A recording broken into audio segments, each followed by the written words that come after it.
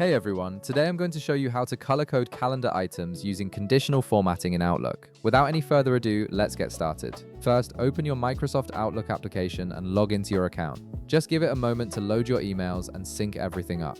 Once you're logged in and can see your inbox, you're ready to move forward with setting up your color-coded calendar system. Now to access your calendar, navigate to the bottom left part of your screen. You'll notice 4 different icons positioned there.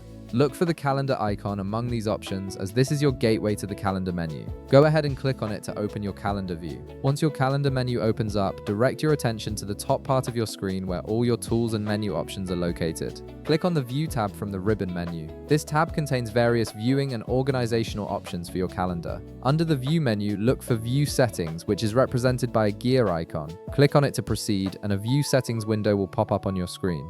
From this View Settings window, locate the Conditional Formatting option and click on it. This feature is what allows you to automatically color code your calendar items based on specific criteria you set, making it much easier to identify different types of appointments or meetings at a glance. Now, to set up your first color code rule, click on the Add button located on the right side of the window. This opens up the configuration panel where you can customize your formatting rule. Start by entering a descriptive name for this conditional formatting rule. Choose something that clearly identifies what this color coding represents, like client meetings or personal appointments. Next, select a color for this conditional formatting rule from the color palette. This is the shade that will automatically highlight calendar items when they meet your specified conditions. Now comes the important part. Click on Conditions to define exactly when this color coding should be applied. From here, you have several filtering options available.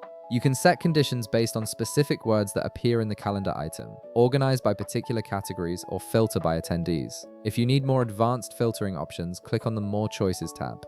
This gives you additional condition settings such as email status, whether items have attachments, or the importance level assigned to the appointment. Take your time configuring the exact conditions you want to filter by, as this determines when your color coding will be triggered.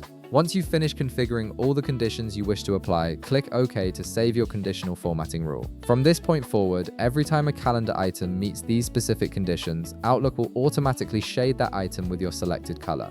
This creates a visual organization system that helps you quickly identify different types of appointments without having to read through each one individually. If this video helped you out, be sure to leave a like, subscribe, and I'll see you in the next one.